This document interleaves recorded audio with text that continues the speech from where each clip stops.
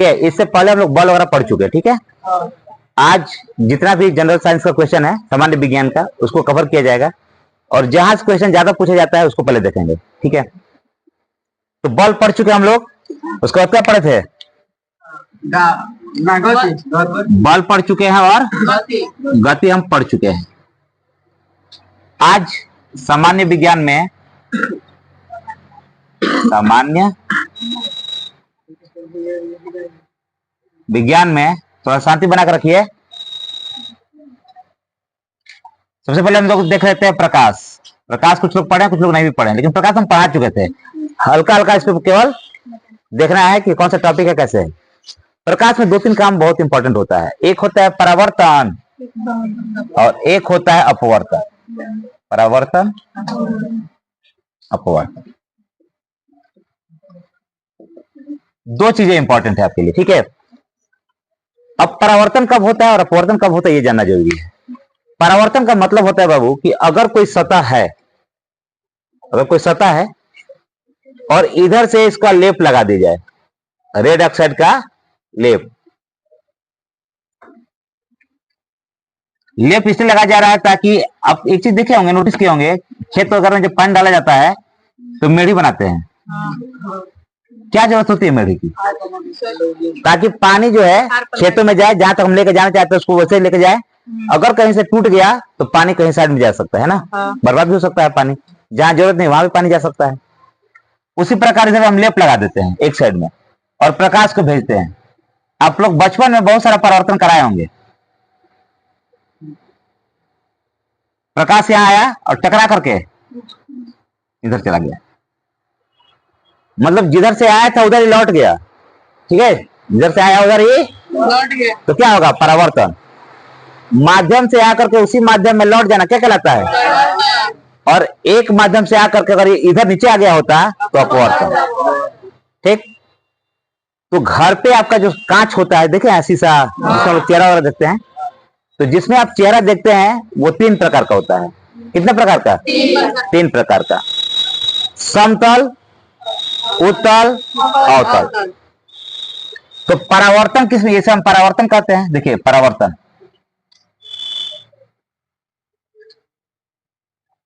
परावर्तन में एक होता है परावर्तक पृष्ठ, इसे क्या कहेंगे?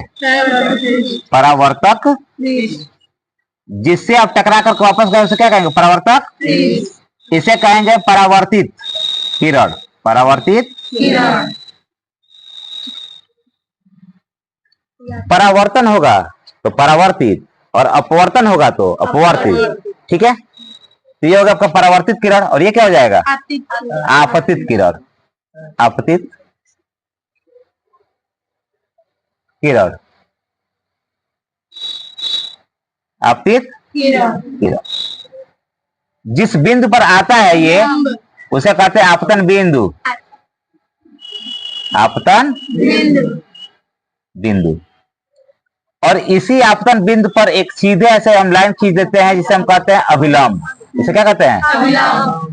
अभिलंब।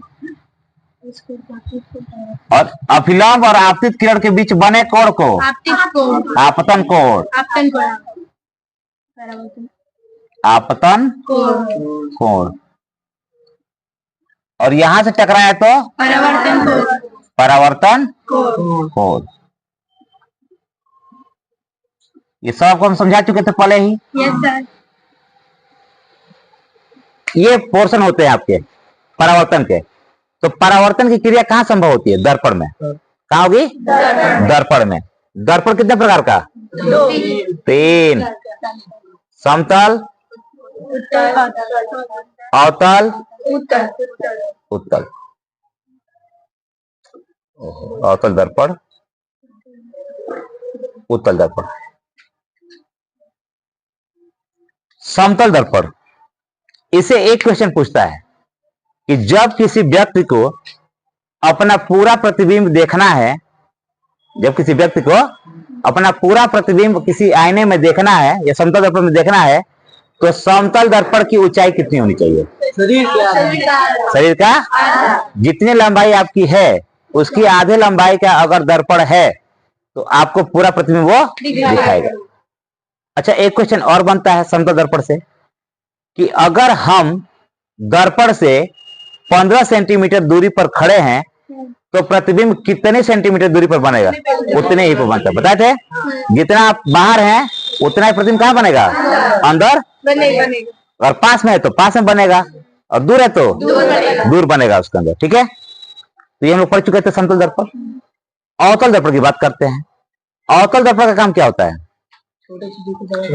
छोटे चीजों को बड़ा करके दिखाना। देखो, लेंस और दर्पण में दो ही प्रमुख हैं, दर्पण में अवतल और लेंस में उत्तल।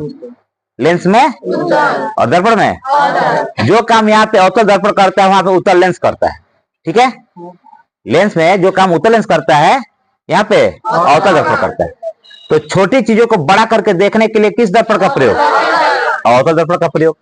अवतल दर्पण का प्रयोग कौन करता है? डॉक्टर लोग करते हैं। कौन करता है? डॉक्टर लोग करते हैं। डॉक्टर लोग क्यों करते हैं?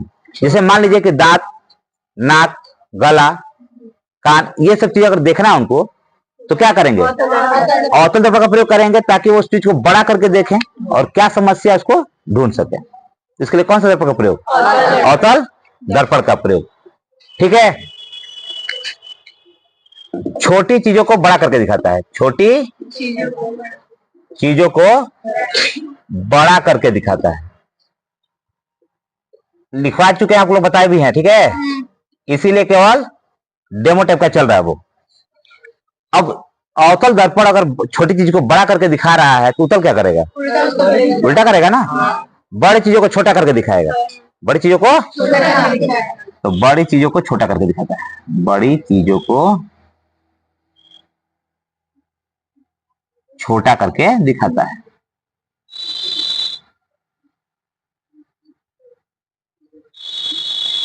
समतल दर्पण समझ में आ गया कि किसी व्यक्ति का अगर पूरा प्रतिबिंब देखना हो तो दर्पण उसकी आधे लंबाई का होना चाहिए। अगर आप दर्पण से जितनी दूरी पर आप खड़े हैं उतनी ही दूरी पर अंदर आपका प्रतिबिंब बनेगा। अवतल दर्पण किसी भी छोटी से छोटी चीज को बड़ा करके दिखाएगा और उत्तल दर्पण बड़ी चीजों को। तो आपसे पूछ देता है कि गाड़ी में पीछे के वाहनों को देखने के लिए किस दर्पण का प्रयोग करते हैं? उत्तल। अच्छा, ये पूछ देता है कभी कभी कारण 10 में पूछता है कि उत्तल दर्पण का ही प्रयोग क्यों करते हैं? तो उसका रीजन ये है कि ये बड़े से बड़े चीजों को छोटा करके दिखाता है और पीछे बहुत ज्यादा एरिया दिखाता है। पीछे का बहुत ज्यादा एरिया दिखाता है जिससे हमें पता चलता है कौन सी गाड़ी कितनी रफ्तार में आ रही है, कैसे आ रही है, ये सब कुछ हमें पता चल जाता है। और वास्तव में दर्पण होना चाहिए, लेकिन हम लोग यहाँ लोग स्टाइल में और वहां क्रॉसिंग पर नीचे करके निकालने के चक्कर में दर्पण हटा देते हैं। दर्पण का होना जरूरी है। जैसे मान लीजिए किसी मतलब पीछे कोई गाड़ी आ रही है, उसका ब्रेक फेल है, ठीक, वो हॉर्न दे रहा है, रोकने का प्रयास कर रहा है, नहीं रुक रही गाड़ी, तब आके ठोकेगी ना। तो अगर आप देख लेंगे कि मिरर में कोई गाड़ी ऐसे आ रही है, अनबैलेंस होकर आ रही है, तो अपना साइड कर लेंगे। पता चला पीछे कौन सी गाड़ी आपको पता ही नहीं चल रहा है, आके उड़ा के चली गई, तो दिक्कत ही हो जाता है। और हेलमेट वगैरह लगाने वाले को तो जरूर लगाना चाहिए, लेकिन फैशन में क्या कह सकते हैं आप। ठीक है, तो ये सब आपको पढ़ा चुके थे प्रकाश में। आपतित किरण क्या होती है? जो प्रकाश आए, जहां टकराएगी आपतन बिंदु, टकरा कर वापस आएगी आपतित किरण। आपतन बिंदु पर एक सीधी रेखा खींचेंगे, अभिलंब, अभिलंब और आपतित किरण के बीच बना कोण, और अभिलंब और परावर्तित किरण के बीच बना कोण, और ये दोनों कोण आपस में क्या होते हैं? बराबर। आपतन कोण बराबर कोण आई बराबर कोण आर, ये हो जाता है ना। अब बात आती है कि प्रतिबिंब कितने प्रकार के होते हैं? प्रतिबिंब कितने प्रकार? दो होते हैं प्रतिबिंब। प्रतिबिंब कितने होते हैं? दो। जहां प्रकाश की किरणें, हाँ, एक होता है वास्तविक और एक होता है आभासी। जहां पर प्रकाश की किरणें मिलती हुई, मतलब एकदम मिलती है, नहीं होता है, जहां पे एक दूसरे को काटती हैं, वहां वास्तविक प्रतिबिंब। वहां कौन सा प्रतिबिंब? और अगर हम किसी को मान लेते हैं कि हाँ ये यहाँ पे काट रही होगी, वहां पे कौन सा प्रतिबिंब? आभासी प्रतिबिंब। ठीक है, प्रकाश का परावर्तन आपको बता चुके हैं। इसके दो नियम होते हैं। अगर आपसे कोई पूछे कि परावर्तन के कितने नियम? दो नियम। कौन कौन से? एक चीज बोलता है, आपतित किरण, आपतन बिंदु और परावर्तित किरण एक ही सतह पर होती है, एक ही पृष्ठ पर होती है। एक ही पृष्ठ पे है ना। आपतित किरण कहाँ है? परावर्तित पृष्ठ पे। अभिलंब कहाँ है? परावर्तित किरण। हो गया। तो तीनों एक ही सतह पर होती हैं, ये पहला नियम। दूसरा नियम, आपतन कोण बराबर होता है। दो नियम आपका कंप्लीट, दो नियम कंप्लीट। उसके बाद आपको बता दिया दर्पण, दर्पण में एक सतह को आपको कलर करके रखना होगा। अच्छा, जैसे आपको घर कांच होगा ना, शीशा, अगर आप शीशा कहीं टूटा हुआ आपको मिल जाए तो आप देखेंगे तो एक साइड में कलर किया रहता है, एक लेवल। आप पिन वगैरह कुछ उठाइएगा, उसको साफ कर दीजिएगा, खोज करके साफ कर दीजिएगा, आपका चेहरा दिखाई नहीं देगा। कहीं से देखेंगे चेहरा ना, तो जहां हटा दिए हैं वहां से प्रकाश कहां निकल जाएगा, बाहर, और आपको पता चला नाक गायब कर देगा, कहीं पांख गायब कर देगा, कुछ भी गायब कर सकता है वो दर्पण। डर जाएंगे आप, मत देखिएगा। तो ऐसा हो जाएगा जैसे आप परत, क्योंकि देखिए आप लोग बचपन में किए होंगे, जैसे कोई नहीं होता है शीशे लेकर के बैठा रहता है और प्रकाश आया तो लेकर के चमकाना शुरू कर, किसी के आंख पे, छिपकली के आगे करेंगे तो छिपकली बहुत दौड़ती है पीछे पीछे उससे, छिपकली बहुत भागती है। मतलब अगर छिपकली के सामने गोलक मतलब बना देंगे आप प्रकाश, तो उसे लगता है कुछ खाने वाला चीज है, बहुत दौड़ाती है उसको, बस लेकर भगाते रहो उसके आगे। तो दर्पण में कौन कौन सा है, समतल। अच्छा, समतल दर्पण का प्रयोग कहाँ कहाँ करते हैं, चेहरा देखने के लिए समतल दर्पण, चेहरा देखने के लिए पता चला समतल दर्पण लगा, ये अवतल दर्पण लगा लिए घर पे और चेहरा देखने गए, पता चला भाई रात में कैसे मोटा के नहीं आया, तो इतना मोटे कैसे हो गए एक रात में। तो चेहरा देखने के लिए समतल दर्पण, और पनडुब्बी में देखने के लिए भी समतल दर्पण, ठीक है। पनडुब्बी जो पानी के नीचे चलती है, होती जहाज के रूप में है, उस पर न्यूक्लियर बम वगैरह सब कुछ रखा जा सकता है, और उससे साइलेंट किलर कहते हैं। क्या कहते हैं, क्योंकि वो पानी में नीचे नीचे ही सफर करती है, किसी को पता भी नहीं चलता है, नीचे से निकल जाएगी, ठीक। कह रहा है इसका उपयोग दूसरी तरफ से आती हुई गाड़ियों को देखने के लिए भी ब्लाइंड मोड पर किया जाता है। जैसे ब्लाइंड मोड किसे कहते हैं, देखिए आप कहीं से जा रहे हैं और ये ऐसे गए और ऐसे घूम गए, ये आपका क्या हो गया, ब्लाइंड मोड। यहां से लेकर के यहां तक हिस्सा क्या है, ब्लाइंड मोड है, क्योंकि यहां तक की गाड़ी को पता नहीं कि आगे से कौन आ रहा है, और यहां तक गाड़ी को पता नहीं कि आगे से कौन आ रहा है, इसलिए इसको क्या कहते हैं, ब्लाइंड मोड, अंधा मोड। कहीं पर लिखा रहता है आगे अंधा मोड़ है, कृपया धीरे चले, बोर्ड लिखते हैं आगे दुर्घटना बहुल क्षेत्र है, कृपया धीरे चले, ऐसे बनाया जाता है, ठीक है। अब कह रहा है कि जब दो समतल दर्पण एक दूसरे से थीटा कोण पर रखे जाते हैं तो इनके बीच देखो 360 बटा थीटा -1 प्रतिबिंबों की संख्या, ये फार्मूला होता है प्रतिबिंबों की संख्या। अगर पूछ दे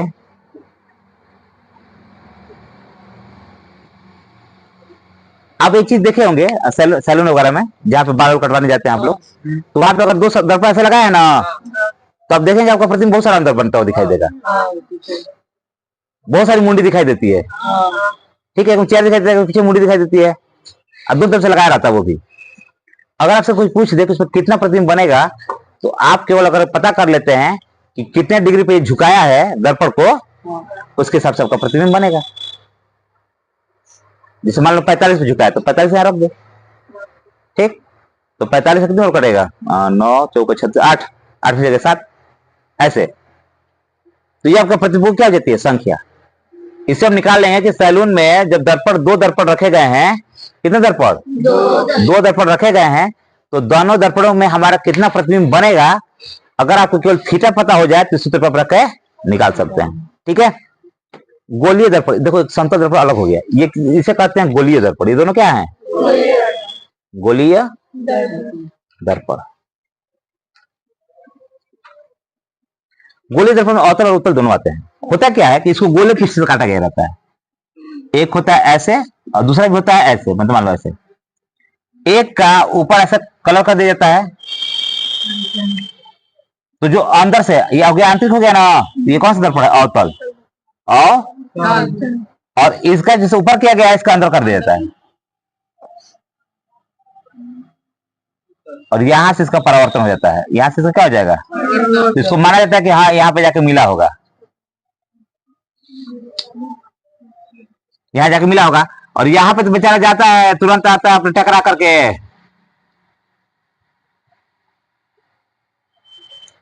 इधर आ जाए टकरा करके। देखिए ये अवतल है, ये कौन सा है, उत्तल, जो अंदर के पृष्ठ से परावर्तन करे, अंदर के पृष्ठ से कौन सा दर्पण, और जो ऊपरी पृष्ठ से परावर्तन करे उत्तल। तो जो ऊपरी सतह से करेगा उसको मिलाना पड़ता है। जैसे मान लो कि प्रकाश आया टकरा कर उधर चला गया, ये प्रकाश आया टकरा करके इधर चला गया, तो जाएंगे पकड़ने के लिए। मान लेता आदमी कि चलो इसको अगर मिलाते हैं, ऐसे ऐसे करते हैं तो कहाँ आएगा, इसको करते हैं तो कहाँ आएगा। हाँ हाँ, यही प्रतिबिंब बनेगा, हो गया। ये कौन सा प्रतिबिंब? आभासी। कौन सा? माने है ना कि यहाँ पे बनेगा, मिल थोड़ा नहीं रहा है। और यहाँ पे देखो प्रकाश इधर से आया टकरा कर नीचे, इधर से प्रकाश आया टकरा करके इधर, तो यहाँ पे अगर सही में कटा है ना, यहाँ पे कौन सा प्रतिबिंब? तो अवतल दर्पण कौन सा प्रतिबिंब बनाएगा? वास्तविक या वास्तविक? और उत्तल आभासी। क्लियर है इतना? इसको नोट करना है।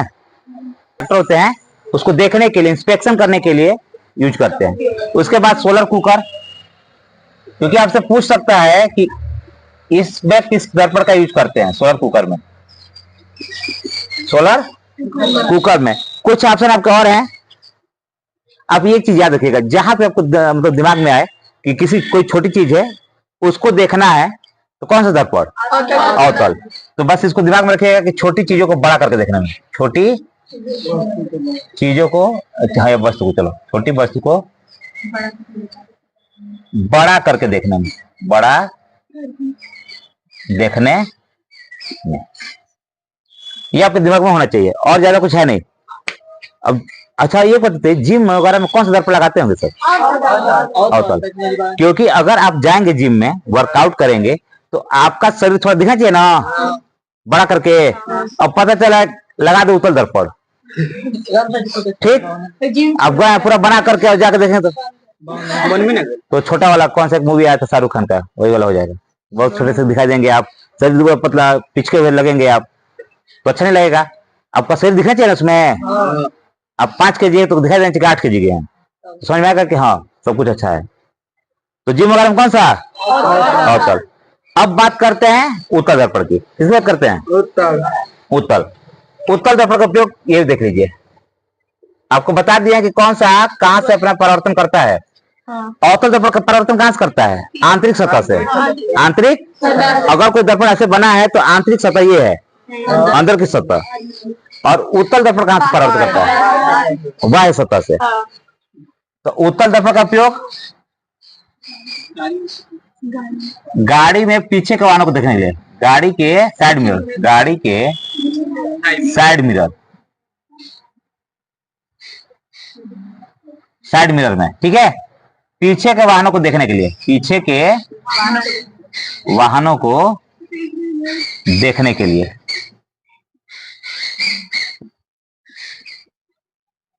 गाड़ी के साइड मिरर में पीछे के वाहनों को देखने के लिए कौन सा? उत्तल दर्पण। जितना आपके पास बाइक हो, 4 व्हीलर हो, कुछ भी हो, उसके लिए पीछे देखने के लिए कौन सा? उत्तल दर्पण। और तो कुछ है नहीं। यहां तक आपका इंपॉर्टेंट है कि कौन सा दर्पण का यूज आप कहां करते हैं, ये पूछ देता है एग्जाम में। अब इसके बाद आपका स्टार्ट होगा कौन सा? अपवर्तन। अपवर्तन में देख लीजिए, दो तीन चीज याद रखिएगा। अपवर्तन किसे कहते हैं? तो जब प्रकाश एक माध्यम से दूसरे माध्यम, मतलब सघन से विरल या विरल से सघन, सघन से विरल या विरल से सघन। अब सघन और विरल माध्यम क्या होता है बता रहे हैं। जब प्रकाश एक माध्यम से दूसरे माध्यम में गमन करता है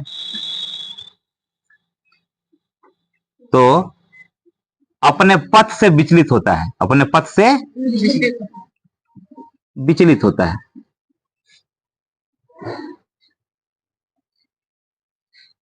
इस विचलन को ही, इस विचलन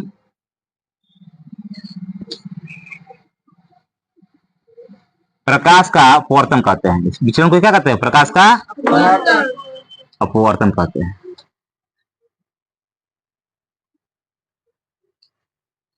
ठीक,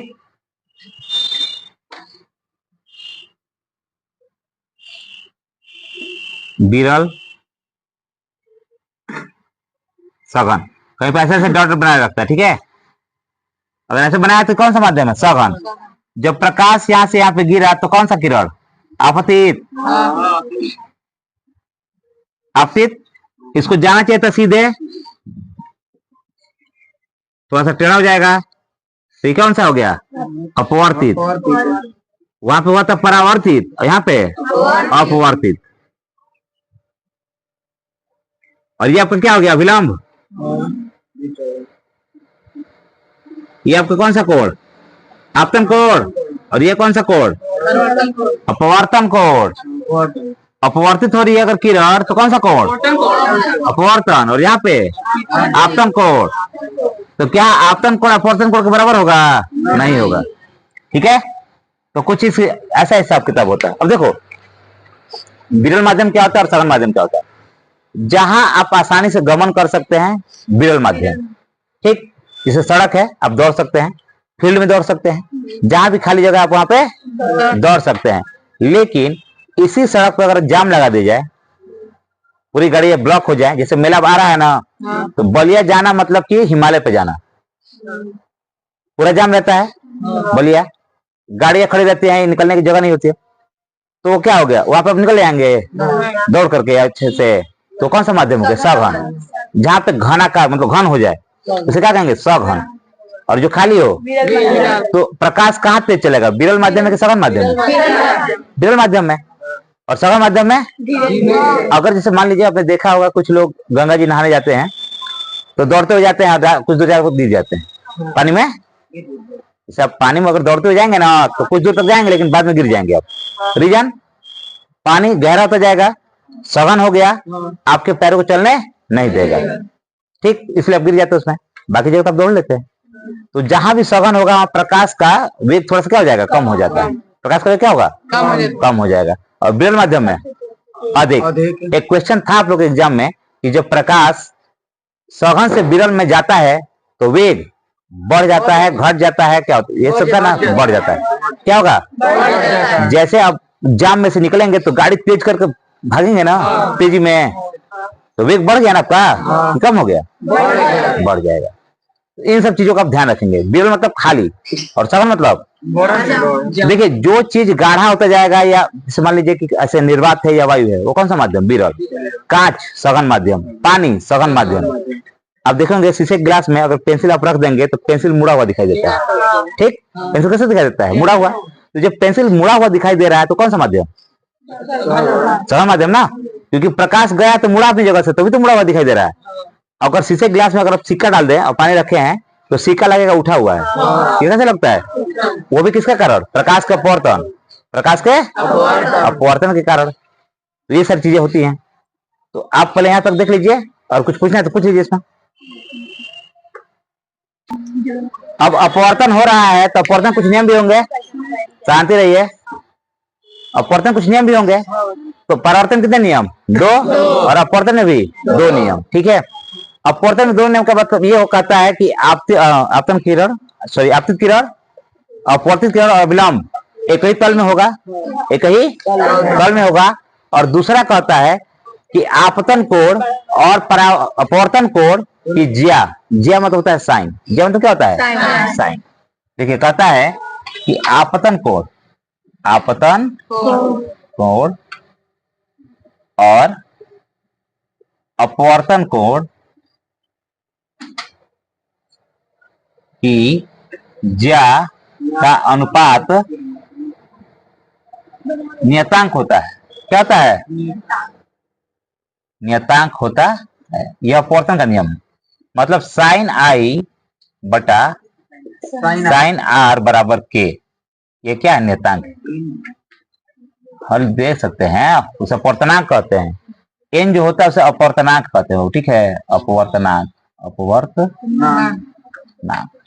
अच्छा, अपवर्तनांक किसे कहते हैं? अगर आपसे कोई पूछ ही दिया कि अपवर्तनांक किसे कहते हैं, तो प्रकाश का कितना अपवर्तन हुआ है उसी को अपवर्तनांक कहते हैं। मतलब प्रकाश को सीधे जाना चाहिए था, कितना अपने रास्ते से मुड़ा है, वह क्या कहलाएगा? अपवर्तनांक, ठीक है। एन अपवर्तनांक को कहते हैं। जैसे इसका भी लिखा जा सकता है कि 1n2 बराबर हो जाता है मतलब जिसे इसको कह सकते हैं ना कि माध्यम दो का माध्यम एक के सापेक्ष माध्यम एक के सापेक्ष अपवर्तनांक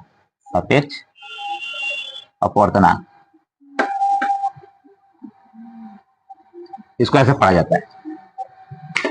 और ये जो नियम है बाबू, इसी को स्नेल का नियम भी कहते हैं। इसे क्या कहते हैं? स्नेल का नियम। परावर्तन हम जब पढ़े तो परावर्तन का उपयोग भी पढ़े हम लोग। परावर्तन क्या पढ़े? परावर्तन पढ़ने के बाद उसका उपयोग पढ़े ना कि परावर्तन में क्या क्या आपको चीजें दिखाई देंगी गोली पृष्ठ से। अब जब अपवर्तन हो रहा है तो इसका भी कुछ उपयोग होगा। उपयोग क्या होगा? आप देखते होंगे सूर्योदय से पहले आसमान आपको नीला दिखाई देता है और सूर्यास्त के बाद भी आपको आसमान क्या दिखाई देता है? नीला दिखाई देता है। तो जब आप सूर्योदय से पहले और सूर्यास्त के बाद आसमान नीला दिखाई दे रहा है, उसका कारण क्या है? अपवर्तन। प्रकाश के अपवर्तन के कारण सूर्य उदय होने से 2 मिनट पहले हमको दिखाई दे जाता है और सूर्यास्त होने के 2 मिनट बाद तक दिखाई देता है।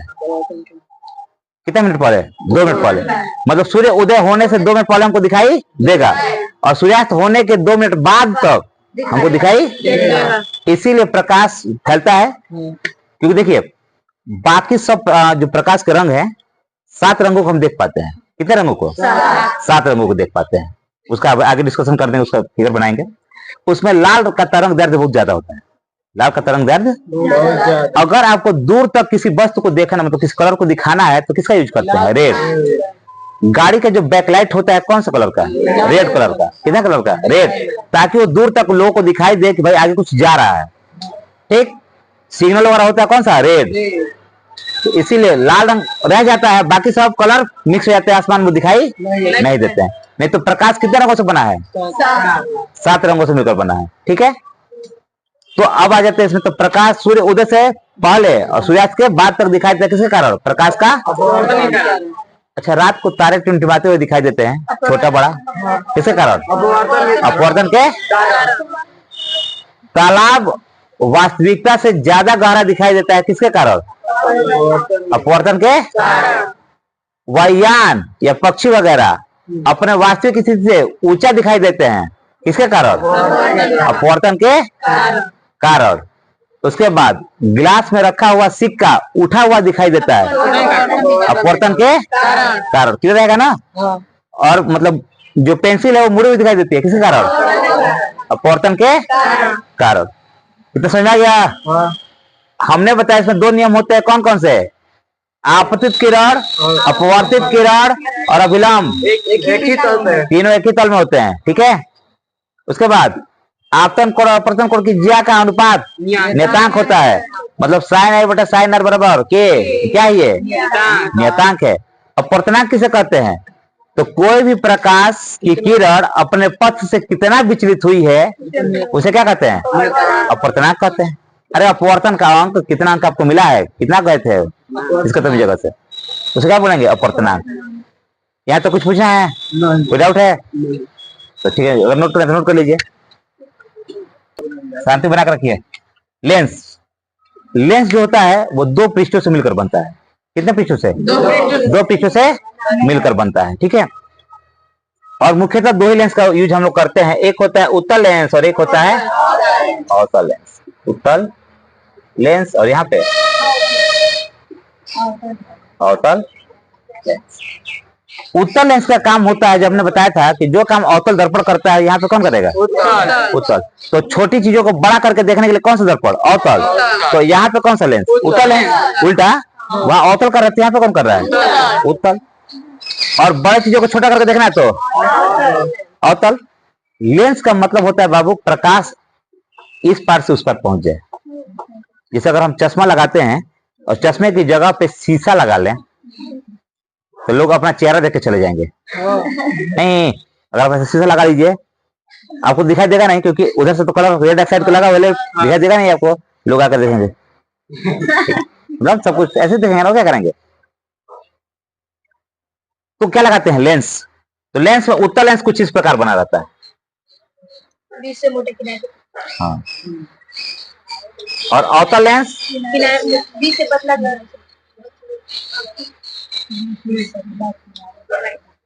उत्तल, उठल, उत्तल मतलब उठल। तो जो उठा हुआ है कौन सा लेंस? उत्तल लेंस। और अवतल दबा हुआ, अव मतलब तब होता है, अव मतलब दबा हुआ, तल, ठीक, दबा हुआ तल। तो जो बीच देखिए, जो किनारों पर पतला और बीच में मोटा हो उत्तल, और जो बीच में पतला और किनारों पर मोटा हो फिर है। तो जिसका मतलब शीशा और देखते हैं ना आप, बीच में मोटा रहता है ना, तो कौन सा लेंस? उत्तल और अवतल।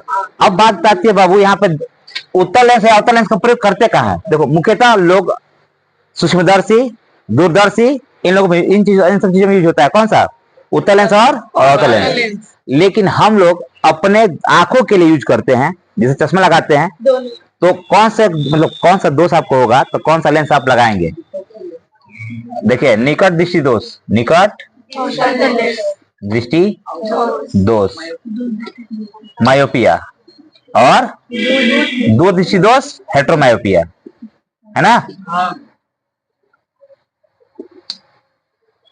निकट दृष्टि दोष अगर बोलता है तो नजदीक का कोई प्रॉब्लम नहीं है, नजदीक का दिखेगा, दूर का, और अगर दूर दृष्टि दोष बोला है तो दूर का दिखेगा, नाम का उल्टा, नाम का तो निकट दृष्टि दोष में किस लेंस का यूज करेंगे?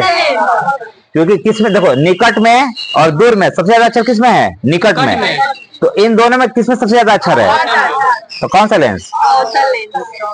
अवतल लेंस। और इसमें अगर आपसे कोई पूछे कि दूर दृष्टि दोष में कौन सा लेंस? उत्तल। और निकट दृष्टि दोष में? अगर आपसे कोई पूछे कि हमें दूर की वस्तु दिखाई नहीं देती है तो कौन सा लेंस लगाएंगे?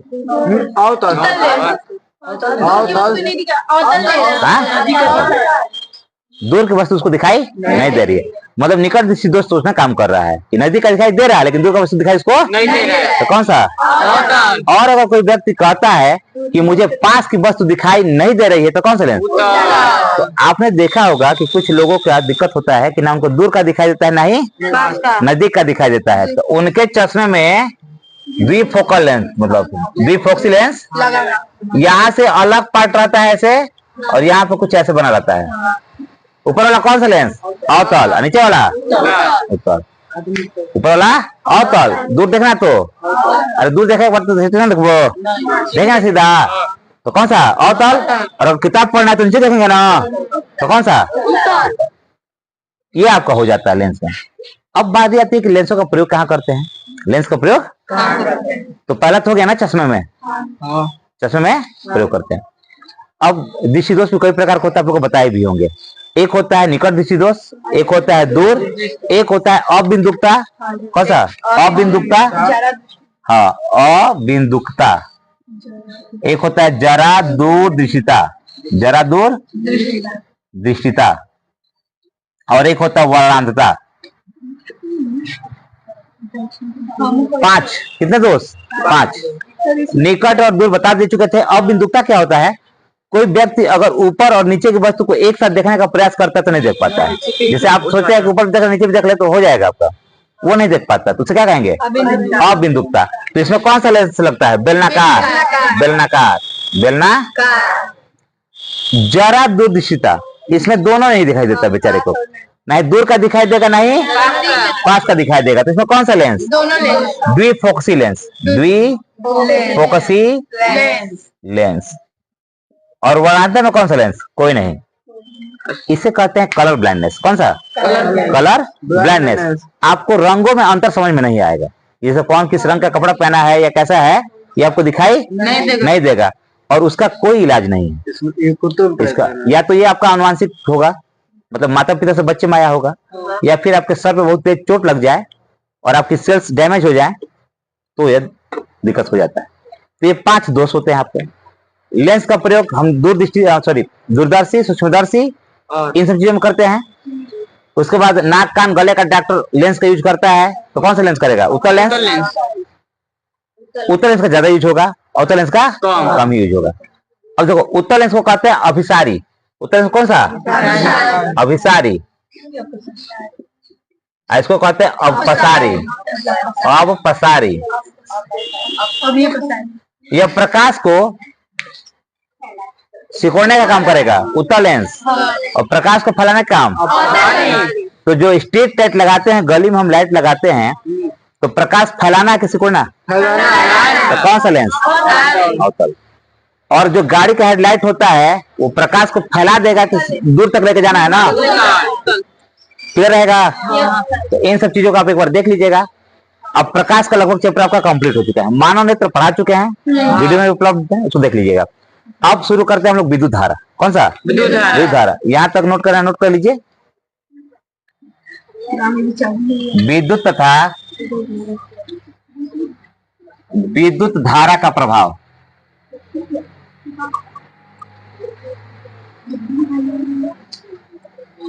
पहला चीज होता है आवेश। पहला क्या होता है? आवेश को इंग्लिश में चार्ज कहते हैं। क्या कहते हैं? चार्ज। अब जब किसी परिपथ में आवेश गमन करता है, आवेश गमन, तो आवेश को आप इलेक्ट्रॉन से भी ले सकते हैं। देखिए आवेश का सूत्र होता है, आवेश को दर्शाते हैं Q से। Q बराबर NE। Q बराबर NE। E से क्या होता है? इलेक्ट्रॉन। क्या ये? इलेक्ट्रॉन। और इलेक्ट्रॉन का मान कितना होता है? 1.6 गुणे 10⁻⁻19 कूलाम। ठीक। इलेक्ट्रॉन का मान कितना हो गया? 1.6 गुणे 10⁻⁻19 कूलाम। और ये होता है N संख्या। N क्या है? संख्या। मतलब कभी पूछ देता है कि एक आवेश में कितने इलेक्ट्रॉन होते हैं, तो आपका आंसर आता है 6.25 गुणे 10⁻18। 10 या ये भी कर सकते हैं 6 गुणे 10⁻18। कितना? एक कूलाम आवेश में कितने इलेक्ट्रॉन होते हैं? इलेक्ट्रॉन संख्या कितनी हो जाएगी? 6 बस इसको याद रखिए। आप इसको कैसे निकालते हैं इसको बता सकते हैं हम, लेकिन टाइम आपका वेस्ट होगा। अब बारी इस बात की आती है कि आवेश किसे कहते हैं और आवेश गमन कैसे करता है। ठीक है। आवेश किसी पदार्थ का वह गुण जिसके वजह मतलब जिसके कारण धारा प्रवाहित होती है, उसे क्या कहते हैं? आवेश। आवेश को किसे दर्शाते हैं? Q से। और आवेश का मात्रक क्या होता है? Q से दर्शाएंगे, इसका मात्रक हो जाएगा कूलाम। मात्रक कूलाम होता है। ठीक। अब उसी में आपसे पूछ देता है कि विद्युत धारा किसे कहते हैं? विद्युत धारा आवेश प्रवाह की दर को, हाँ, आवेश प्रवाह की दर को क्या कहते हैं?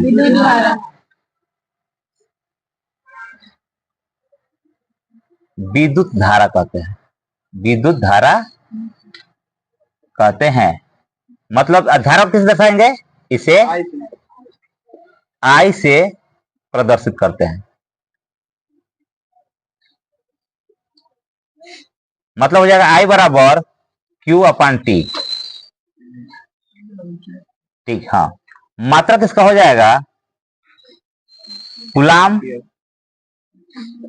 प्रति सेकेंड या एम्पियर। इसका मतलब क्या हो जाएगा? देखो क्यू का मतलब अभी क्या बताया? कूलाम। और समय का मतलब क्या होता है? सेकेंड। तो कूलाम प्रति सेकेंड या इन दोनों को मिलाकर क्या कहते हैं? एम्पियर। ठीक है। अब एक बात याद रखिएगा, कभी भी धारा प्रवाहित होती है वो किस परिपथ में होगी? बंद परिपथ में। अगर आप दो तार खंबे से जोड़कर लाते हैं और दोनों तार को जब तक घर पे नहीं जोड़ेंगे तब तक आपको यहाँ धारा प्रवाहित नहीं होगी। आपको क्या लगता है? जैसे बोर्ड है उसमें स्विच लगा है, आप स्विच बंद करते हैं लाइट बंद हो जाती है, स्विच हटा मतलब चालू करते हैं लाइट चालू हो जाती है, तो आपको क्या लगता है उसमें परिपथ में धारा नहीं बह रही है? बह रही है। लेकिन बल्ब को जला सके ऐसा कुछ नहीं है। होता क्या है, एक वायर आपका यहाँ पे कनेक्टेड हो जाता है और यहाँ पे दो वायर होते हैं ऐसे। ठीक है। एक वायर को यहाँ जोड़ दिया जाता है और एक वायर को यहाँ जोड़ा गया रहता है। अब बारी ये आ जाती है बाबू कि जब आप स्विच बंद करते हैं तो यहाँ से परिपथ क्या होता है? स्विच हट जाता है। जब आप बंद करेंगे तो देखिएगा नीचे वाला पार्ट टूट जाता है, नीचे वाला पार्ट उठ जाता है, तो यहाँ से हट गया। और जब चालू करते हैं तो उसका जो लोहा होता है अंदर का वो आके इस पे चिपक जाता है। तो दोनों जब चिपक जाएंगे, ये दोनों चिपक जाएंगे तो क्या होगा? लाइट जलेगा। लाइट जलेगा। और नहीं तो लाइट। तो एक परिपथ से धारा प्रवाहित हो रही है ना, एक से नहीं हो रहा है, एक से धारा प्रवाहित नहीं हो रहा है। इन सब चीजों का आपको ध्यान रखना है। तो उसमें कनेक्शन रहता है, आपको करंट लग सकता है। आप जैसे मानिए खंभे से 2 तार लेकर आए, या खंभे से 2 तार लेकर आए, एक को घर पे जोड़ दिए और एक कहीं टूट गया है और इसको आप घर पे जोड़े हैं, तो इसमें तो करंट आ ही रहा है ना। ये कहा जाता है कि परिपथ में धारा हमेशा बंद परिपथ और सतत में चलती है, मतलब कहीं से भी तार टूटा वगैरह नहीं होना चाहिए, तो अभी जाकर क्या होगी, धारा प्रवाहित होती है। और धारा प्रवाहित में कौन जाएगा, आवेश। आवेश मतलब क्या है, इलेक्ट्रॉनों की संख्या है ना। आवेश के बराबर क्या होता है, n ही होता है। इसे आवेश का क्वांटमिक करण कहते हैं। आवेश क्या कहते हैं, क्वांटमिक करण। अब जब विद्युत धारा की बात कर लिए तो इसमें 2 चीज होता है, एक होता है सुचालक और एक होता है, कुछ आदमी होते हैं जो घर का कहना मानते हैं और कुछ लोग होते हैं जो घर का कहना, तो जो घर का कहना मानेंगे वो कौन, सुचालक, और जो घर का कहना नहीं मानेंगे कुचालक। क्लियर है।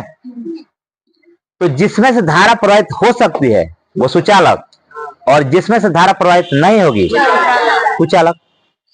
अब ये बताइए कि आप लोग विद्युत के सुचालक हैं, कुचालक हैं? सुचालक है, क्योंकि हमारे अंदर से धारा प्रवाहित हो सकती है और उसी धारा प्रवाहित होने के चक्कर में सारा हमारे शरीर का पानी सोख लेता है, ब्लड वगैरह पानी सब सोख देता है। कौन, धारा। अब देखिए कोई मतलब जो हाई वोल्टेज का तार छूते हैं वो लोग तुरंत एक्सपायर कर जाते हैं, आग लग जाता है उनके शरीर में, क्योंकि उनके शरीर का पूरा लिक्विड खत्म, पूरा लिक्विड। और परिपथ मतलब धारा का काम होता है किसी भी माध्यम से क्या करना, धरती में प्रवेश करना। तो ये होता है, जैसे अब देखे होंगे बंदर लोग झूलते रहते हैं, एक तार को पकड़ा ना तो झूलता रहेगा वो, उससे कोई दिक्कत नहीं है, क्योंकि खुला परिपथ है वो, बंद परिपथ नहीं। लेकिन एक ही तार को छू करके जमीन को छू लीजिए तो यहाँ से मिलता है आपको अर्थ, अर्थिंग, अर्थिंग, ठीक। और आपको अंदर से जब धारा प्रवाहित होगी तो आपको दिक्कत होगी।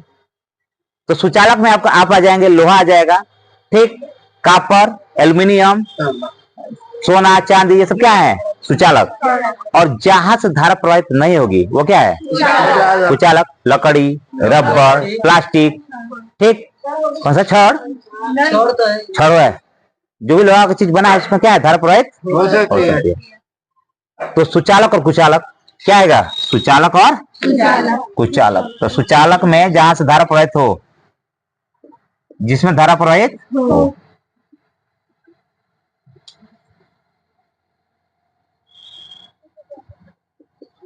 और कुचालक जिसमें धारा प्रवाहित ना हो।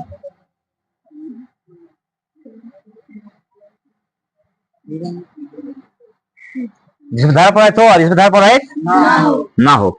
इसमें कौन कौन सा हो जाएगा, चांदी। देखो सबसे अच्छा सुचालक होता है चांदी। अगर आप चांदी का तार घर पे जोड़ते हैं तो बहुत अच्छी बिजली आएगी, लेकिन जोड़ेगा कौन, चांदी, कॉपर, लोहा, एल्यूमिनियम, एल्यूमिनियम होता है, एल्यूमिनियम नहीं होता है, एल्यूमिनियम, और बहुत सारे इसमें, लकड़ी, रबर, सूखी लकड़ी, हाँ सूखी लकड़ी, प्लास्टिक, रबर हो गया, सूखी लकड़ी हो गया, प्लास्टिक हो गया, ऐसे बहुत सारी चीजें। ये सब क्या आ जाएंगे, कुचालक। और वो क्या आ जाएगा, यहाँ तो कुछ पूछना है नहीं, ठीक है, तो यहाँ तक नोट कर लीजिए। हमें हम लोग पढ़े ना आवेश। अब आवेश वगैरह में ये जान लीजिए कि 2 प्रकार के होते हैं, धनावेश और ऋणावेश। आदमी कहता है कि लोहा लोहे को काटता है ना, लोहा लोहे को काटता है, इसलिए ये लोहा लोहा साथ में नहीं रहते हैं। मतलब अगर धनावेश है और कोई और धनावेश आ गया तो उसको अपनी तरफ नहीं खींचेगा, उसको भगा देगा। और ऋणावेश है और कोई ऋणावेश आ गया तो भी अपनी तरफ उसको नहीं खींचेगा, उसको भगा देगा। अगर कोई चीज आप रगड़ते हैं, ठीक है, देखिए जैसे मान लीजिए कि रॉड है और ये कोई कपड़ा है, अगर इस रॉड को इस कपड़े पे आप रगड़ रहे हैं, या बचपन में बहुत सारा काम किया होगा, पेन लेकर के हम लोग बालों में ऐसे रगड़ते थे, उसे आवेशित करते थे। क्या करते थे, आवेशित कब होगा, क्या इस पे आवेश नहीं है, इस पे आवेश नहीं है। आवेशित करने का मतलब ये होता है आवेशों का स्थानांतरण, इस पे से कुछ आवेश इस पे जाए, इस पे से कुछ आवेश इस पे आए, इसे बोलते हैं स्थानांतरण। और स्थानांतरण में हमेशा इलेक्ट्रॉन ही जाता है। कौन जाता है, इलेक्ट्रॉन, ठीक है। इलेक्ट्रॉन और प्रोटॉन दोनों का मान बराबर होता है, इलेक्ट्रॉन प्रोटॉन का दोनों का मान बराबर होता है। 1.6 × 10⁻⁻19 इलेक्ट्रॉन का भी होगा और प्रोटॉन का भी होगा। तो जब इसको रगड़ते हैं और इलेक्ट्रॉन आता जाता है एक दूसरे पर, उसे बोलते हैं इलेक्ट्रॉनों का स्थानांतरण, या आवेशों का, इलेक्ट्रॉनों का बोल सकते हैं या आवेशों का बोल सकते हैं, आवेशों का स्थानांतरण। होता ही है बाबू कि अगर मान लीजिए कि छड़ से इलेक्ट्रॉन आ गया कपड़े पे, छड़ से इलेक्ट्रॉन कहाँ गया, कपड़े पर आ गया, या कपड़े से इस पे चला जाए, तो जो इलेक्ट्रॉन देता है वो धनायन बन जाता है। क्या बन जाता है? और जो इलेक्ट्रॉन ग्रहण करता है वो क्या बन जाता है? ऋणायन। जो इलेक्ट्रॉन लेगा वो क्या होगा, और जो देगा धनायन। याद रहेगा। और आवेश के ऊपर कौन चलता है? इलेक्ट्रॉन। प्रोटॉन नहीं चलता क्योंकि प्रोटॉन भारी है। प्रोटॉन 1837 गुना भारी है इलेक्ट्रॉन से। किससे भारी है? प्रोटॉन जो है वो इलेक्ट्रॉन से 1837 गुना भारी है। ठीक है। प्रोटॉन का द्रव्यमान होता है 9.1 × 10⁻, सॉरी इलेक्ट्रॉन का ये तो 1.67 × 10⁻27 kg, यह प्रोटॉन का है। इलेक्ट्रॉन का होता है 9.1 × 10⁻31 kg। इलेक्ट्रॉन का द्रव्यमान कितना है? 9.1 × 10⁻31 kg।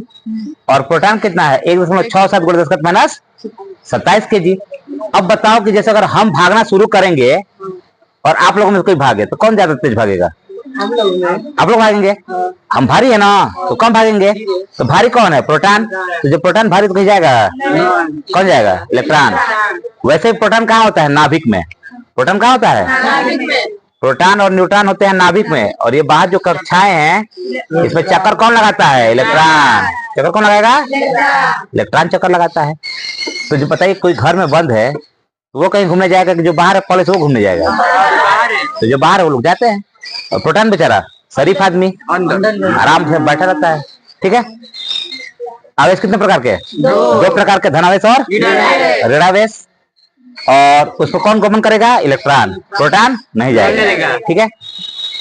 और स्थानांतरण किसका होगा? इलेक्ट्रॉनों का ही होगा। इसलिए यहाँ पे लिखे इलेक्ट्रॉनों का या आवेशों का स्थानांतरण। आवेश मतलब प्रोटॉन कभी नहीं, इलेक्ट्रॉन ही। अब बात ये आ गई कि एक हमारे वैज्ञानिक थे ऑस्ट्रेड। कौन थे? ऑस्ट्रेड। ठीक है। ऑस्ट्रेड थे। वह एक बार एक प्रयोग कर रहे थे और प्रयोग करते करते उनको लगा कि जब हम धारा प्रवाहित कर रहे हैं तो चुंबकीय क्षेत्र उत्पन्न हो रहा है। धारा प्रवाहित करने से क्या हो रहा है? चुंबकीय क्षेत्र उत्पन्न हो रहा है। तो ऑस्ट्रेड ने यह साबित कर दिया कि जब भी हम किसी परिपथ में धारा प्रवाहित करते हैं, अब ये डिपेंड करता है कि धारा कितनी है। अगर आप अधिक धारा प्रवाहित करते हैं तो अधिक चुंबकीय क्षेत्र। ठीक। जैसे वहां अगर हम कोई जाता होगा तो जो बड़ा बड़ा वो खंभा लगा है ना, जहाँ पे एक स्टेट से मतलब एक राज्य से दूसरे राज्य में लाइट जाती है, वहां पे धारा का मान बहुत ज्यादा होता है तो उसका चुंबकीय क्षेत्र भी ज्यादा होगा। नीचे लोग जो बोझा लोग लेके जाते हैं उनको महसूस होता है, झटका महसूस होता है। और जहाँ पे कम अगर जा रहा है धारा तो क्या हो जाएगा? चुंबकीय क्षेत्र कम होगा। तो किसने ये साबित किया कि धारा के चलने से चुंबकीय क्षेत्र आता है? ऑस्ट्रेड। इनको देख करके माइकल फैराडे, कौन? Michael Faraday. माइकल फैराडे ने कहा कि जब धारा के चलाने से चुंबकीय क्षेत्र उत्पन्न हो सकता है तो चुंबकीय क्षेत्र के कारण धारा क्यों नहीं उत्पन्न होगी? चुंबकीय क्षेत्र से धारा क्यों नहीं उत्पन्न होगी? तो इसने प्रयास किया। किसने? Michael Faraday. इन्होंने बताया कि धारा के चलने से, धारा के प्रवाहित होने पर चुंबकीय क्षेत्र उत्पन्न होता है। कौन सा? चुंबकीय क्षेत्र उत्पन्न होता है। और माइकल फैराडे ने क्या कहा? माइकल फैराडे और एक और थे इनके साथ, जॉन रिच इनका नाम था, तो कोई फेमस नहीं है। सहायक का नाम कौन जानता है? तो माइकल फैराडे ने चुंबकीय क्षेत्र से धारा प्रवाहित किया।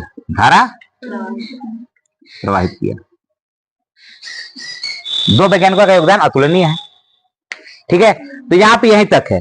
अब आपको एक दो चीज और जानना चाहिए। घर में जैसे हम लोग बिजली की वायरिंग कराते हैं, वायरिंग कराते समय एक चलता है फेस, एक चलता है न्यूट्रल।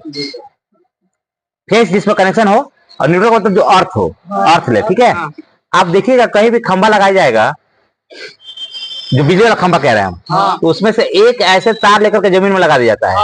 ये पहले लगाया जाता था लोहे वाले में। अब जो सीमेंट वाला है उसी में एक लपेट करके ऐसे ऐसे लपेट करके एक लगा देते हैं, वहीं पे उसके अंदर वो क्या है, अर्थ है बाबू, क्या है, अर्थ। तो दो तार अब जब लेके आएंगे तो आजकल हम लोग के घर में जो वायरिंग हो रही है, इस पर 3 तार चल रहे हैं, ठीक है। अर्थिंग इसी को कह रहे हैं, अर्थ। अर्थिंग का मतलब यह है कि आपके घर पे इसको ले जा करके एक गड्ढा 30-40 फुट का मतलब खोद कर वहां पे एक छड़ वगैरह बांध करके उस तार को जोड़ दिया जाता है। इससे क्या फायदा होगा? फायदा ये होगा कि अगर किसी को घर में शॉर्ट सर्किट होता है, झटका लगता है, जिसने करंट आपको पकड़ लेता है, तो आप मरेंगे नहीं, केवल आपको झटका महसूस होगा, और जैसे ही आपको झटका लगेगा तुरंत अर्थ एक्टिवेट होगा और पूरा जो विद्युत है उसको खींच करके नीचे, क्योंकि पृथ्वी का मकसद है ना कि अंदर जाएगा धरती के। तो अर्थ जो आपका साथ पीछे जो वायर चल रहा है थोड़ा सा कॉस्टली पड़ता है, खर्चे ज्यादा आता है, तो वो कहां लेके चला जाएगा, धरती का अंदर, आपको मरने नहीं देगा। अगर ये नहीं है और आपको बिजली पकड़ लिया तब वो कोई बचा नहीं सकता है, ठीक है। पूरा प्रभावित आपके अंदर से ही होने वाला है। तो आजकल ये चल रहा है 3 वायर का चल रहा है, पहले कितना वायर का चलता था? अभी भी मैक्सिमम लोग 2 ही का करा रहे हैं, लेकिन कितना कराना चाहिए? 3 का। देखिए अगर आप सुरक्षित हैं तो सब कुछ सुरक्षित रहेगा। अब इस चैप्टर में ज्यादा कुछ है नहीं, ठीक है। तो अब हम लोग बायोलॉजी का पढ़ लेते हैं, एक चैप्टर मानव से जुड़ा हुआ, ठीक है। यहाँ अगर कुछ देखना है तो देख लीजिए, पूछना है कुछ इसमें से तो ठीक है, नोट कर लीजिए। पादप एवं जंतुओं में प्रजनन। देखिए प्रजनन एक पीढ़ी से दूसरी पीढ़ी को बनाना में प्रजनन का बहुत ज्यादा योगदान है। जैसे अगर पेड़ पौधे एक जैसे हैं, ठीक, अगर जनन की क्रिया नहीं होगी, जैसे हम लोग हैं, माता पिता की संतान है ना, फिर हमारी संतान, फिर आगे की संतान, चलता रहेगा प्रक्रिया। तो ये क्या है? जनन की प्रक्रिया है, जिससे एक पीढ़ी से अगली पीढ़ी तैयार होती है और यह क्रिया सतत चलती रहती है। पेड़ पौधों में भी कई तरह के मतलब जनन होते हैं, जैसे गुलाब का कहीं देखा होगा कि कहीं से बीज वगैरह मिला हो, खरीद लाया हो, नहीं मिलता है। अब क्या करते हैं, उसको काट करके लगा देते हैं, उसे बोलते हैं कायिक प्रवर्धन। क्या बोलते हैं? कायिक प्रवर्धन। तो पहले तो हमें यह पढ़ना है कि जनन किसे कहते हैं, ठीक है। जनन,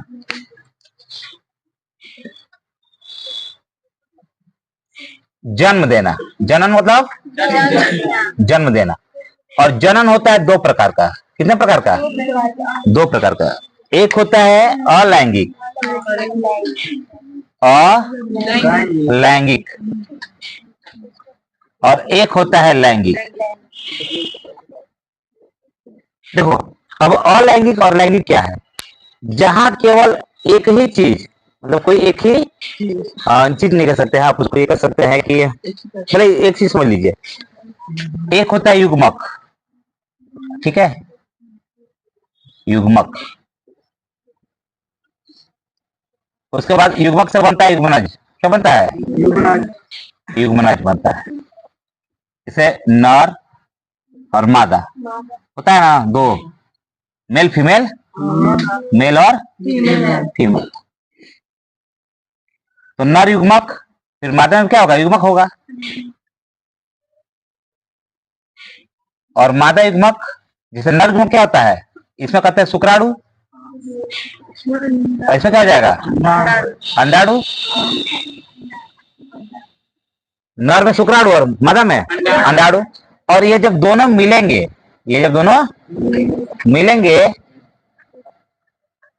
तो युग्मनज का निर्माण होगा। किसका होगा? युग्मनज का निर्माण होगा। युग्मनज से क्या बनेगा? भ्रूण। और भ्रूण का जब डिलीवरी होता है तो क्या कहेंगे? संतान। ठीक, ये चीज प्रक्रिया चलती है। अब उसी में अलैंगिक होता है कि या तो नर या मादा, दोनों में से कोई एक अगर किसी नए प्रजाति को जन्म देता है या अगली पीढ़ी को जन्म देता है, उसे बोलते हैं अलैंगिक। जहां पर बच्चे को जन्म देने के लिए 2 लोग की आवश्यकता ना हो, केवल एक ही काफी है। जहां पे केवल एक ही काफी से क्या कहेंगे? अलैंगिक जनन। और जहां पे 2 लोग मिलकर किसी बच्चे को जन्म देते हैं, लैंगिक। मतलब जहां पे मेल फीमेल आ गया वो कौन सा हो गया? लैंगिक। और जहां पे मेल फीमेल नहीं आया उसमें क्या हो जाएगा? अलैंगिक। क्लियर है? अब अलैंगिक जनन में समझ में आ गया ना कि अलैंगिक जनन पे कोई भी या तो नर या मादा कोई भी एक बच्चे को अगर जन्म देता है तो क्या होगा, अलैंगिक। और यहाँ पे लैंगिक। अब थोड़ा सा समझ लेते हैं। देखिए अलैंगिक जन्म का मतलब क्या होता है। अलैंगिक में जो मतलब उसके पेरेंट्स होंगे, ठीक है, उसका पूरा गुण बच्चों में जाता है। पूरा गुण कहाँ जाता है? बबुल का पेड़ अगर है तो उसके पास जो बबुल निकलता है तो बिल्कुल डिटो मैच करते हैं सब, है ना। ऐसा नहीं होता ना कि ये बबुल सफेद वाला है वो काला हो गया। वहां होता है समसूत्री विभाजन। कौन सा विभाजन? समसूत्री विभाजन। समसूत्री का मतलब होता है सारा गुण बराबर में दे देना। समसूत्री क्या होता है? और लैंगिक में अर्धसूत्री। अर्धसूत्री विभाजन होता है। अलैंगिक में समसूत्री, मतलब जो इस पौधे की संतान है बिल्कुल अपने पेरेंट्स की तरह होगी। यहाँ पे अर्धसूत्री कहने का मतलब ये है कि आधा गुण नर से आता है और आधा गुण मादा से आता है। तो बच्चा या तो नर पे भी जा सकता है या आपने सुना होगा कुछ बच्चों को कहा जाता है कि अपने पापा की तरह है, कोई अपनी माँ की तरह है, पता है ना। कुछ मामा पे चले जाते हैं, कुछ कहीं चले जाते हैं, मतलब गोरे कलर होता रहता है ना, कलर वगैरह को देख करके। हम अंशु को नहीं बोल रहे हैं ये बात, कैसे कैसे कर सकती है, उसको उंगली दिखा रही है। ठीक, अलैंगिक जन्म में कुछ चीजें होती हैं। अलैंगिक जन्म में कुछ क्रिया होती है, जैसे द्विखंडन। चलिए पहले लिखते हैं मुकुलन। क्या लिखते हैं? मुकुलन। उसके बाद है पुनरुद्भवन। पुनरुद्भवन। उसके बाद क्या है? हो गया द्विखंडन और खंडन। मतलब खंडन को खंडन भी कह सकते हैं। ये कुछ प्रक्रिया है जिसमें अलैंगिक जनन होता है, ठीक है। मुकुलन क्या होता है? मुकुलन को कहते हैं बर्डिंग। क्या कहते हैं? जैसे हाइड्रा वगैरह में होता है। किसमें होता है? हाइड्रा में। जैसे मान लीजिए हाइड्रा कुछ इस प्रकार है।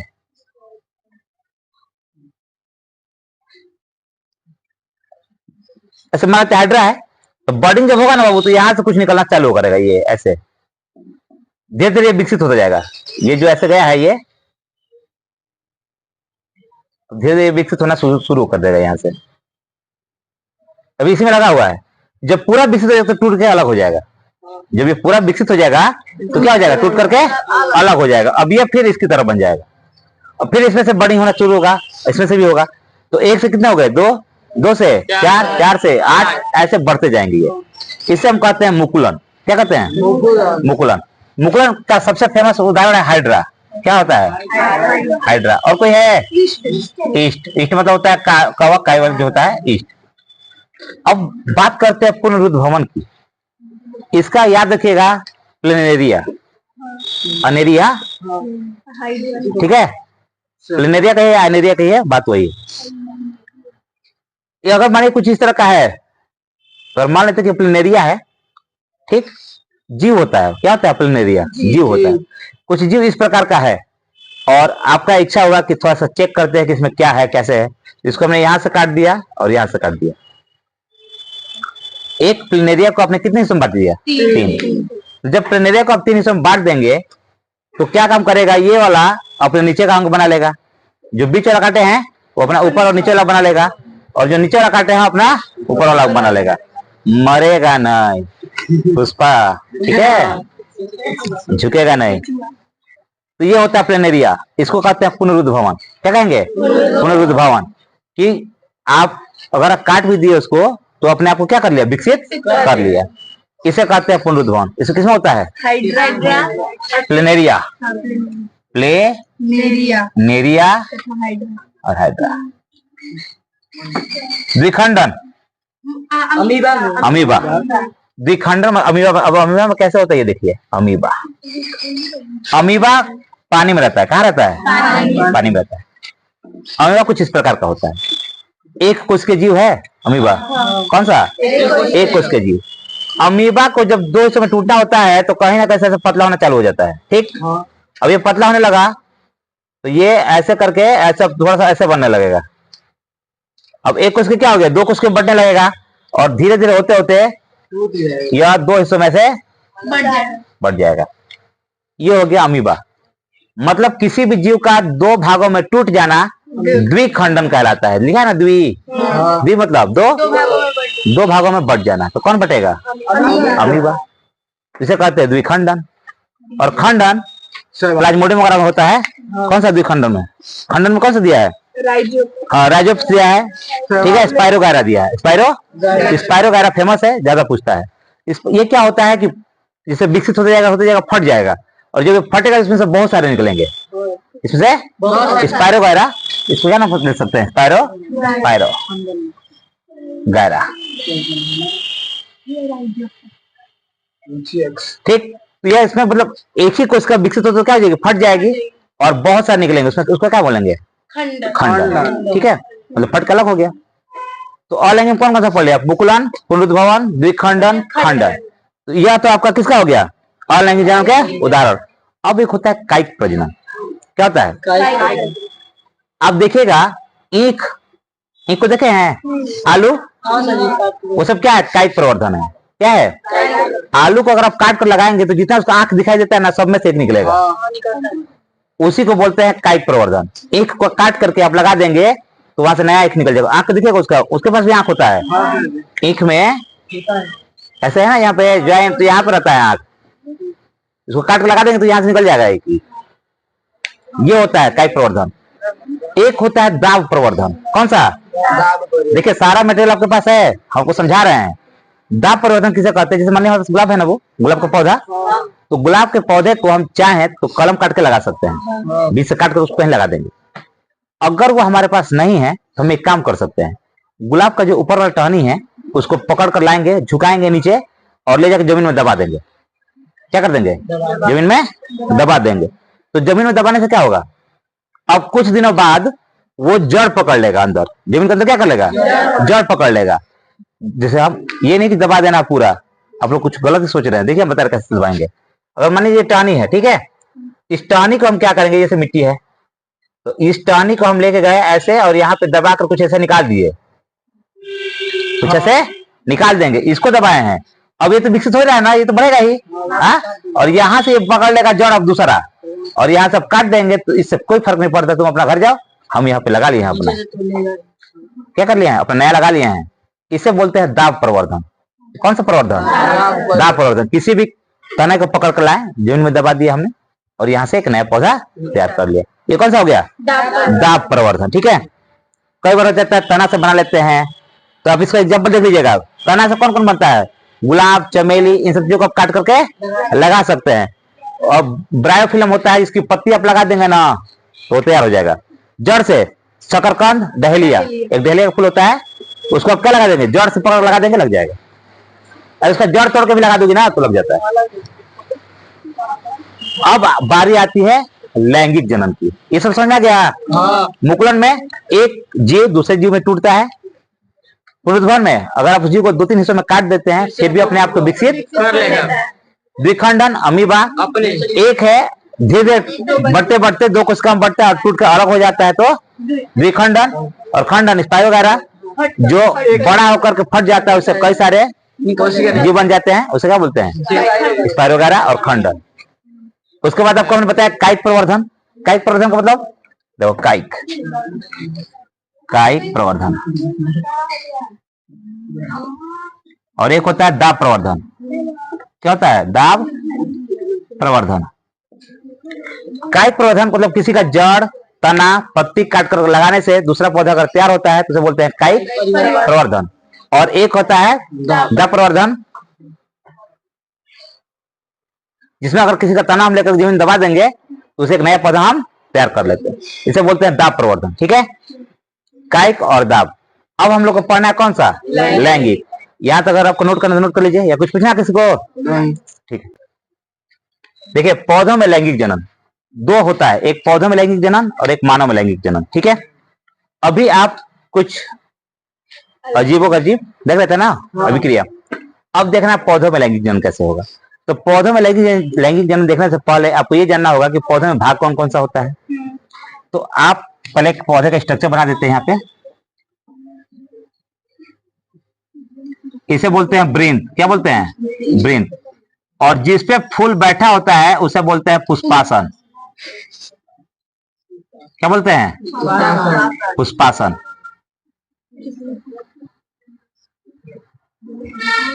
और जो यहाँ पे ऐसे निकल जाता है ना,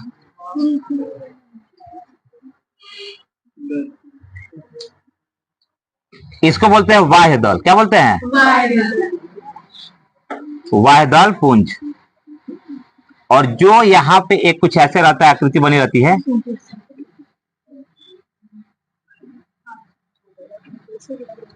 ये बनाया गया है कुछ इस तरह हिस्सा बना रहता है, जिसे हम बोलते हैं जयांग। क्या बोलते हैं? इसे बोलते हैं वो जयांग। थोड़ा सा आवाज कम कीजिए, आपस में वार्तालाप कम कीजिए, ठीक है? नहीं पढ़ना है तो घर जा सकते हैं।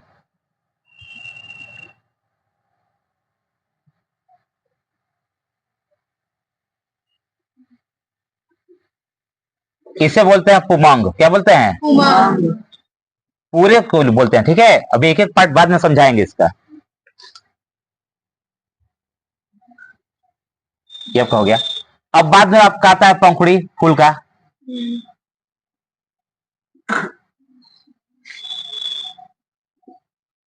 ये फूल ऐसा रहता है ना, इसे बोलते हैं दलपुंज। इसे क्या बोलते हैं? दलपुंज।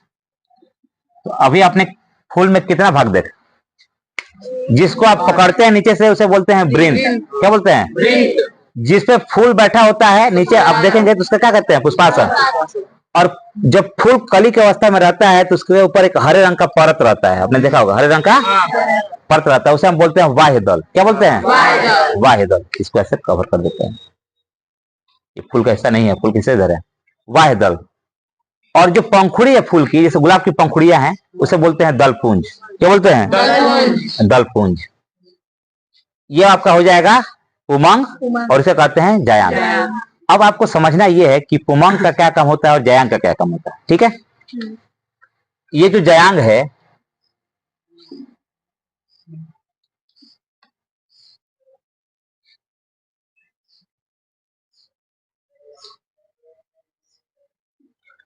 ऊपरी भाग को बोलते हैं वर्तिकाग्र। क्या बोलते हैं?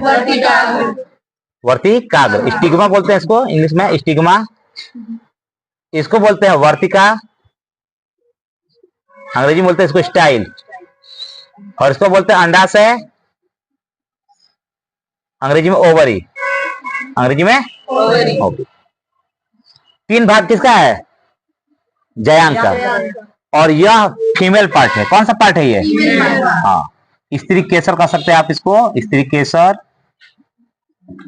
जयांग। क्या बोलेंगे इसको? जयांग या स्त्री केसर। वैसे ही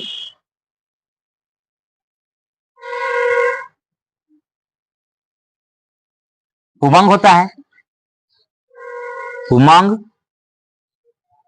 ठीक? पुमंग में इस चीज को बोलते हैं फिलामेंट, पुतंतु। क्या बोलते हैं?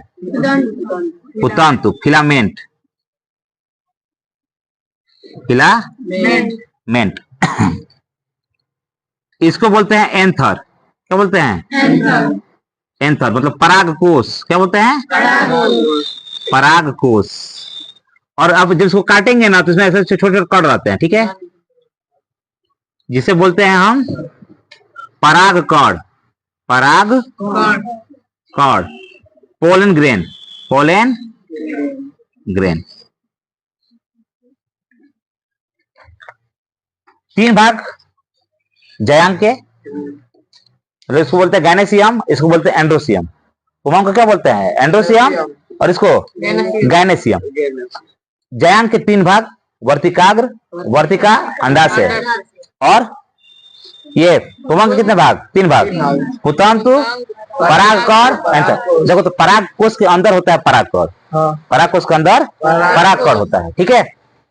अब बात ये आती है कि किसी भी फल का निर्माण कैसे होगा या बीज का निर्माण कैसे होगा। तो देखिए, यहां पे बनता है आपका परागकण और यह आपका वर्तिकाग्र।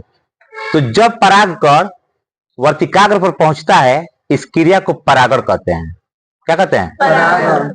अगर आपसे कोई पूछे कि परागण में क्या होता है, तो परागकण वर्तिकाग्र पर पहुंचता है। कौन परागकण वर्तिकाग्र पर पहुंचता है, इस क्रिया को परागण कहते हैं। अब परागण तो आपने बता दिया कि परागकण के वर्तिकाग्र पर पहुंचने की क्रिया परागण कहलाती है। अब इसमें पूछता है कि स्वपरागण और परपरागण। आप ये कह सकते हैं कि परागण दो प्रकार से होता है। परागण दो प्रकार से होता है, एक होता है स्वपरागण और एक होता है परपरागण। अब स्वपरागण का मतलब क्या होगा? जब इसी पुष्प का परागकण इसी पुष्प के वर्तिकाग्र पर पहुंचे, या एक ही पौधे का परागकण उसी पौधे के किसी पुष्प के वर्तिकाग्र पर पहुंचे, तो उसे बोलेंगे स्वपरागण। क्या बोलेंगे? स्वपरागण। क्लियर है? जब इसी पुष्प का परागकण इसी पुष्प के वर्तिकाग्र पर पहुंचे तो क्या हो गया? स्वपरागण। और जब इस पुष्प का परागकण किसी दूसरे पौधे के पुष्प के वर्तिकाग्र पर पहुंचता है तो उसे क्या कहेंगे? पर मतलब होता है दूसरा, याद रहेगा। पर मतलब क्या होता है? दूसरा। स्व मतलब अपना, स्व मतलब अपना, पर मतलब दूसरा। तो जब दूसरे पर जाएगा तो पर परागण और अपने पर आएगा तो स्वपरागण। स्वपरागण से कुछ लाभ होता है तो कुछ हानि भी होता है, और पर परागण से लाभ ज्यादा होता है, हानि थोड़ा कम होता है। देखिए, आप लोग खेती वगैरह जैसे जो लोग करते हैं वो एक काम करते हैं, जैसे खेती किए, फसल उत्पन्न हुई तो इसका बीज फिर उसी खेत में नहीं डालेंगे, वो इसका बीज किसी दूसरे खेत में और दूसरे खेत का बीज इस खेत में। इससे फर्क ये पड़ता है कि पैदावार ज्यादा होती है, फसल ज्यादा अच्छी होगी। अगर आप एक ही फसल को लगातार बो रहे हैं ना तो उसका क्वालिटी गिर जाता है, ठीक, उसका क्वालिटी गिर जाता है। अनुवांशिकता की वजह से बहुत सारे रोग बीमारियां मतलब कई सारी दिक्कतों का सामना करना पड़ता है। तो स्वपरागण और परपरागण किसके हिस्से हैं? परागण के। और परागण किसे कहते हैं? जब परागकण वर्तिकाग्र पर पहुंचता है तो उसे क्या कहेंगे? परागण। और उसमें हो जाएगा स्वपरागण और परपरागण। तो स्वपरागण तो अपने से हो जाएगा, पर परागण कराने के लिए कुछ चीजों की आवश्यकता होती है, जैसे भौरा, कीट पतंग। अब देखिएगा उनके पैरों में ना एकदम रोए रोए लग जाते हैं। वो जाके जब किसी पुष्प बैठते हैं ना तो उनका टच होगा पैर कहाँ पे? परागकण पे, और परागकण उनमें चिपक जाते हैं। फिर वो उड़ के गए किसी दूसरे फूल पर बैठे और उनका गलती से पैर अगर टच हो गया कहाँ पे? वर्तिकाग्र पर, परागण हो गया ना? पर परागण हो गया ना? अब एक होता है हवा द्वारा, जैसे मान लो कि हवा बहुत तेज चला, परागकण उड़ गया और किसी दूसरे पुष्प के ऊपर चला गया, ठीक। आपको क्या लगता है जो मक्का उक्का है उसमें क्या होता है? पर परागण। मक्का वगैरह में क्या होता है?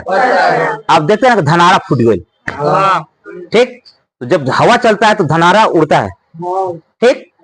और आपने देखा होगा कि जो बाली होती है, बाली के ऊपर कुछ बाल होते हैं, वही बाल उसको कैच करते हैं, पकड़ते हैं और कहाँ भेज देते हैं? वर्तिकाग्र पर। अगर आपको कहीं रिसर्च करना होगा तो काटना दीजिए पूरा बाली, फिर कराइए, आपका बाल बनेगा ही नहीं। क्योंकि परागण कब होगा? जब वो धनारा उड़ेगा तो उसमें से परागकण गिरेंगे और यहाँ वर्तिकाग्र तक पहुंचेंगे, तभी ना लैंगिक जनन होगा। तो ये सारी क्रिया होती है, लेकिन हम लोग को कुछ समझ में आता है नहीं। अरे धनारा फूट गया, अब हो जाएगा, हो गया। पता कुछ नहीं है, लेकिन ये बस पता है कि घर के लोग बताए ऐसे होता है। उसमें क्या होगा? पर परागण। तो किसके द्वारा? वायु के द्वारा।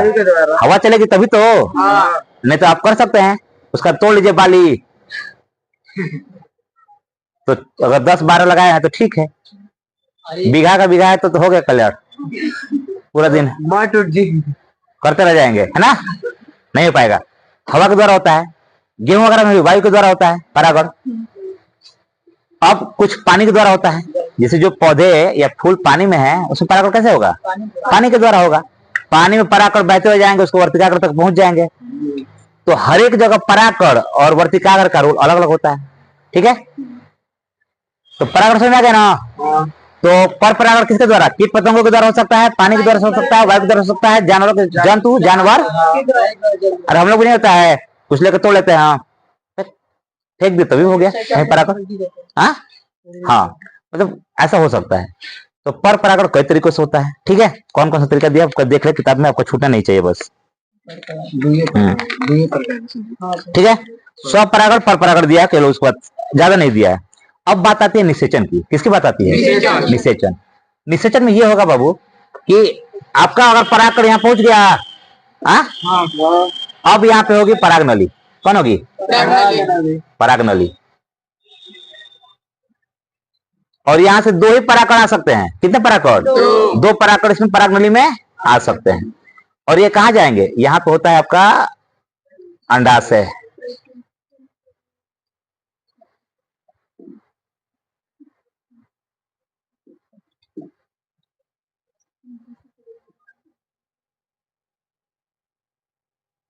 यहाँ से परागकण पहुंचे कहाँ पे? अंडाशय में। अंडाशय में पहले से 3 मौजूद होते हैं। कितने? 3 मौजूद हैं। और यहाँ से कितने है? 2। अब वो जब ये 2 मिलते हैं तो द्विक संलयन। ठीक, ये भ्रूणकोश हो गया। क्या बन गया? भ्रूण बनेंगे।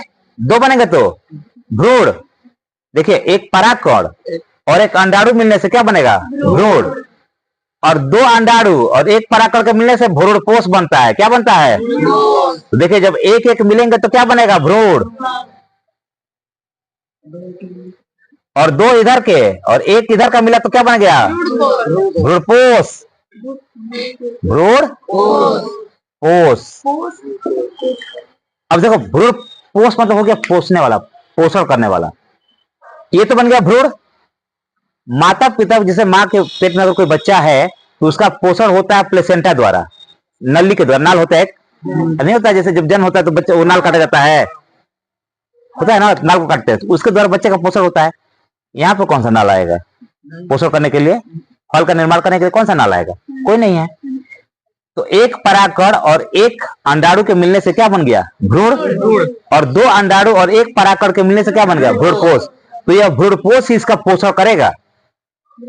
भ्रूणपोष भ्रूण का पोषण करते करते करते इसको क्या बनाएगा? फल। फल या बीज जो भी बनाना है बनाएगा।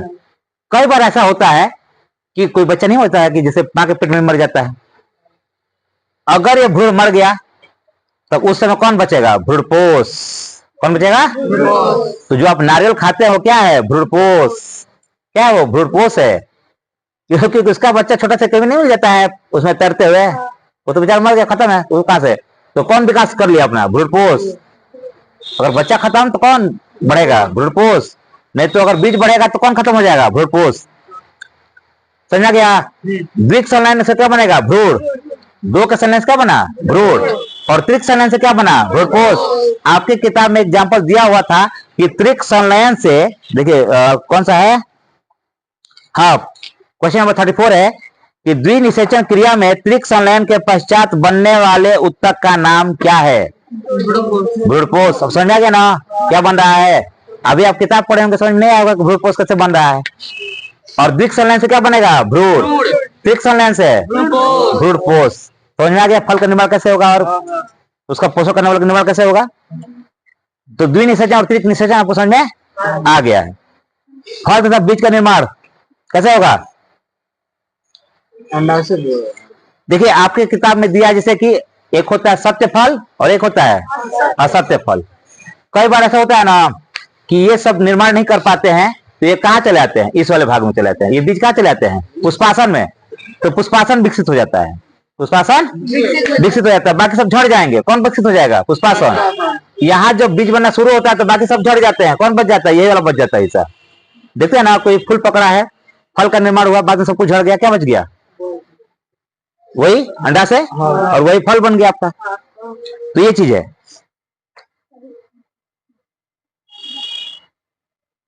देखिए, अंडाशय से क्या बनेगा? सत्य फल। अंडाशय से अगर कोई फल बनता है तो कौन सा फल? सत्य फल। और अंडाशय का अतिरिक्त किसी और भाग से अगर फल बनता है तो कौन सा? असत्य फल। असत्य फाल्स फ्रूट कहते हैं। सेव, अनानास, जो ये फल है वो कौन से होंगे? False fruit. कौन सा फ्रूट? False fruit. अब देखिए, जंतुओं में लैंगिक जनन, यहाँ तो फूल समझा गया। फूल के कौन सा भाग? वृंत, पुष्पासन, बाह्य दलपुंज, दलपुंज, पुमंग, जयांग। अगर आपसे कोई पूछे कि फूल में कौन सा भाग जयांग है, मतलब सॉरी फीमेल पार्ट कौन सा है, तो जयांग। Male part पुमंग। पुमंग के कितने भाग? 3। ये जो डंटल गया है वो पुतंतु। जो छोटे छोटे कण है इसमें परागकण, और जिसमें परागकण है उसे पढ़ते हैं परागकोश। ठीक है? परागकोश के वर्तिकाग्र तक पहुंचे क्रिया परागण। परागण 2 प्रकार से, स्वपरागण और परपरागण। परागण होने के बाद पराग नली से होते हुए 2 परागकण कहाँ पहुंचते हैं? अंडाशय में। एक परागकण और एक अंडाणु के मिलने से कौन सा? भ्रूण। और एक परागकण और 2 अंडाणु के मिलने से भ्रूणपोष। भ्रूण का काम फल बनना और भ्रूणपोष का काम इसको फल बनने में मदद करना, जिससे जो चीज चाहिए इसकी सहायता करना, इसे क्या कहेंगे? भ्रूणपोष। अब इसको खत्म कर, तो कुछ पूछना है इसमें से? तो नोट कर लीजिए, नहीं तो पूछ लीजिए कुछ।